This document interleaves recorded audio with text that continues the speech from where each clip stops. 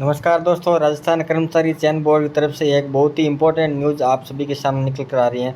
आप यहाँ पर देख सकते हो, राजस्थान कर्मचारी के अध्यक्ष हैं वह आलोक राज ने यहाँ पर ट्वीट करके बताया है कि सूचना सहायक की टाइपिंग व टेस्ट की डेट है वो आपकी 27 से लेकर 29 अगस्त तक रहने वाली है। इस दिन आपको टाइपिंग का टेस्ट होगा। वह विद्यार्थी जिन्हें फाइनलिस्ट में सिलेक्टेड किया गया है उनको 27 से लेकर 29 तारीख तक टाइपिंग के लिए बुलाया जाएगा। वह विद्यार्थी अपनी टाइपिंग जो की प्रैक्टिस है उसमें लग जाए और इसकी जो ऑफिशियल विज्ञप्ति है वो आपके सामने कुछ ही समय बाद में आ जाएगी।